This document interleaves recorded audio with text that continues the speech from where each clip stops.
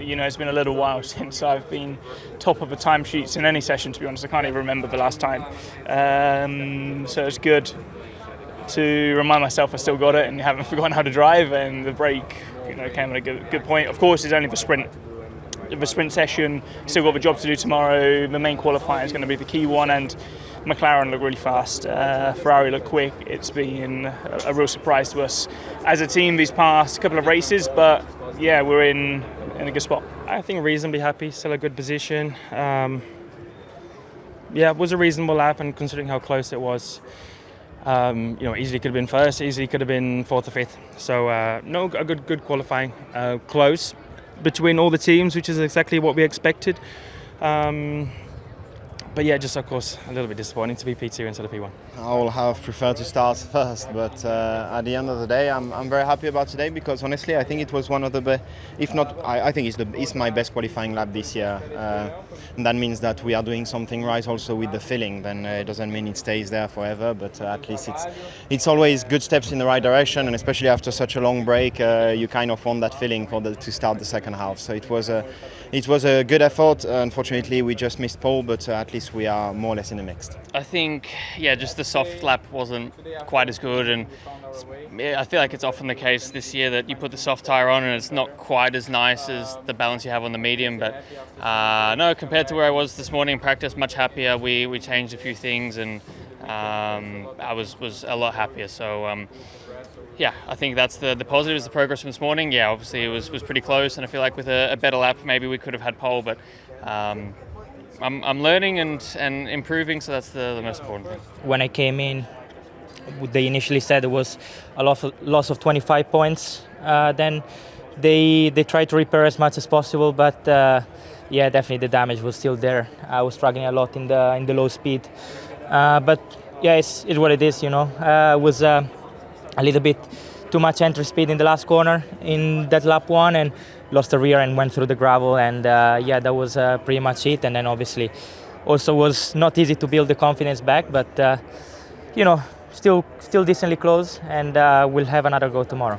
Bit tricky to find the grip, the balance. I mean, it was already a step forward from FP1, but of course still lacking a little bit to be a little bit further up the road. But there's something that we need to understand, I guess, now what we can do with the balance for tomorrow. To find a bit more grip, really. I mean, bit of balance, bit of grip to close the gap a bit. Not a good session, unfortunately. This is the way it is. P1 felt good. We made subtle adjustments to the car, but then we got into qualifying. It was a completely different car, so need to figure out what went wrong, and then we'll do our best tomorrow. It's definitely positive. The feeling inside the car is a lot better. More grip, reacts better to what I try to do and my driving inside the cockpit. So it's only been 2 sessions, still a lot to understand. But in terms of performance science, it's definitely a big jump forward, which is positive, and hopefully we can build on that. Today after FP1, I think we found our way. In FP1 was already good, but then we did some fine tunings that were even better. What can I say? Happy after summer break to come back and set a strong result. But again, it's just the beginning of the weekend. There's a lot of things to still work. People will progress, so we just need to keep on the line we are right now. I think overall, a positive afternoon. Definitely a step forward the team have done on the car since FP1. It's a new track for me, so it's not been super easy, especially with the sprint weekend. But I think SQ2 was really good. Got everything out the car. Was really happy with the lap. To go through to SQ3 was really good, because we have been for some reason a bit less competitive this weekend. Not the happiest with SQ3. There's a few things that we need to look at for tomorrow. I think, to be honest, overall we are a little bit of a step behind this week for some reason, but we'll look at it overnight, and we'll make a step forward for tomorrow. Obviously it's been an interesting day, but normally you'd sort of improve through quality, and we started SQ1 quite strong, and then we didn't make the same step that everybody else did. So obviously we'll look into it. There's a lot obviously to learn today, but so far honestly I feel quite good in the car. I was honestly feeling okay through quali. I thought we'd get through, so it's a shame. I think it was a bit more work, and had to put in the dry condition. To be honest, like everything's like really feels like rookie. So like brake pressure, everything is a lot different to previous year and everything. So and you have 2 sets of tires. You don't want to damage the tires straight away. So it was pretty tricky, but in the end, I'm pretty satisfied the performance I had in qualifying, this spring qualifying. Obviously, couple more things that I can improve, but like this kind of format, you want to gradually build. Yeah. I mean, it's quite frustrating when you're so far away of your teammate.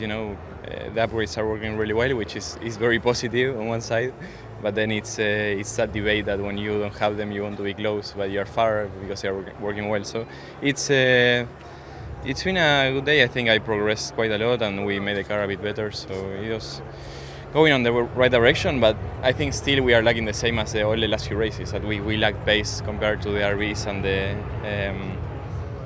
the Audis. And it showed again. The good part is that Pierre is ahead of them, so the upgrade made us jump them again, which is really, really positive for the future. So on that side, happy and positive. So yeah, we need to understand how to make my car a bit better for tomorrow, but I think we are a bit locked in with what we can do already with this car, and we just need the upgrade. But fortunately, it's working well and better than the previous upgrades that we brought. It's a very big new package, and it shows that the team did a good job in the factory to make it work and to be in a decent winner. I'm surprised myself. I don't know, a day with 2 very different sessions. P1, I really felt really good with the car, and it was looking and feeling really good. And then the moment I went out in SQ1, it was a completely different sensation and just didn't have the same grip anymore. And every lap I did was a struggle and a fight, not really finding that same sweet spot like this morning. So I'm not quite sure what happened or what's going on, so we need to have a bit of a look at it. The car felt quite decent since we put it down, so no particular issues, which is what we are looking exactly into. We still don't know why sometimes we have issues, but it's good when we don't have them because we can get the maximum out of the potential, and we did that today. The first lap was very good, in front of the Audis even. We had a bit more degradation than the others on the second lap, so that's what we need to look at. But it will be quite a lot more straightforward tomorrow in quali, when it will be only one time lap. Maybe a bit unexpected, to be honest. I don't think after free practice we knew it was going to be a long weekend. So there's always a bit of opportunity in SQ1. Drivers maybe don't get it all right, or their setups aren't great. I think we're struggling with our own demons as well on our cars, but yeah, not top 8 tomorrow, but a good lap. Didn't really have a very productive FP1 at all. We encountered a lot of issues on the front wing, and it meant that going into spring quali we were kind of a bit in the dark, and then moving into spring quali. To be honest, I was quite happy with the lap, but just left a bit of time out there, particularly in turn 11. So that's all. I struggled a lot this morning with the balance of the car, and unfortunately went off to the gravel a few times, and we damaged quite a lot of parts in the car. So my FP1, I couldn't run with the right components. And the components that we have to put on the car for the rest of the weekend are not the best in terms of downforce and performance delivery, but it's what it is. We are a bit tight on everything until we get the upgrade in Baku, and unfortunately the gravel in this track is quite aggressive, and it breaks quite a lot of aero parts of the car. So we'll try and learn as much as possible in the sprint, and we'll take the rest of the weekend. Yeah, I don't know. I mean, I think we could have done a better lap, but we're too far off, so we have to understand. I think it was okay. Only thing that in the last lap when the track was at the best, our tires started to overheat quite a bit. But yeah, we decided to go just for 3 laps with single cool. In hindsight, maybe lost tiny bit at the end with the overheating, but apart from that, it was quite straightforward session. We went quite aggressive with the program, which in hindsight I think it was quite good. Unfortunately, we lost the first lap with the traffic. But generally speaking, we've been struggling a little bit with the feeling on the wheel. We have a small issue there that we haven't come on top of on the right-hand corners.